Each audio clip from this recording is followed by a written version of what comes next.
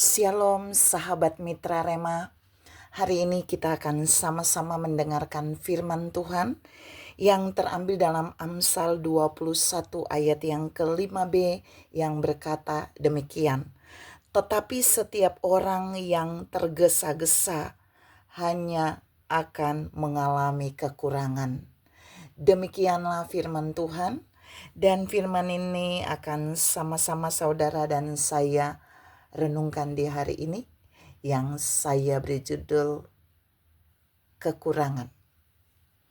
Saudara yang saya kasihi dalam Tuhan Yesus Kristus, kalau saudara perhatikan ayat itu baik-baik,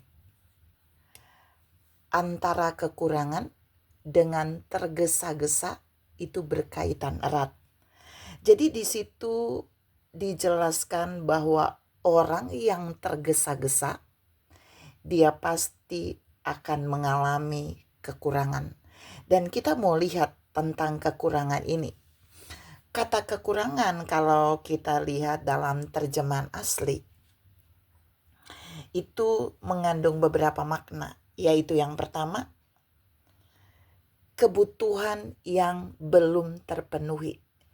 Jadi dia kekurangan. Dia punya kebutuhan yang tidak bisa dia penuhi. Butuh uang 1 juta, tapi nggak punya uang. Dia kekurangan. Makna kekurangan yang kedua adalah kemiskinan, keadaan yang tidak cukup. Kalau cukup itu artinya dia butuh 1 juta, 1 juta ada. Tidak pakai ngutang, tidak pakai pinjam, apalagi tidak pakai nyuri. Yang ketiga, kekurangan itu mengandung arti bahwa ketiadaan hal-hal yang penting dalam hidupnya itu dia nggak mampu memenuhi. Saudara yang saya kasihi dalam Tuhan Yesus Kristus, 3 makna dari kekurangan ini akan bermuara pada satu hal, yaitu ekonomi atau finansial atau keuangan. Jadi bisa teratasi kalau orang punya uang.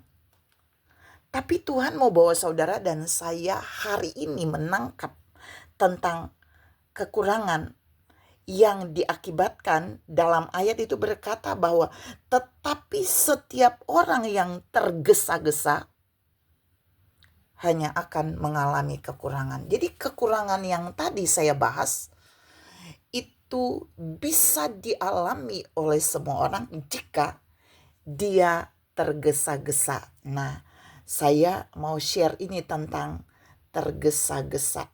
Jadi, waktu saudara mengalami kekurangan, orang-orang yang tergesa itu dia akan mengambil jalan pintas. Dia tidak punya perencanaan keuangan. Makanya dia tergesa-gesa ambil jalan pintas, dan biasanya ketika jalan pintas itu salah, mereka mengalami kekurangan dan kemiskinan. Tapi yang kedua, orang yang tergesa-gesa ketika dampaknya nanti dia mengalami kekurangan adalah orang yang tidak terkontrol dalam keuangan.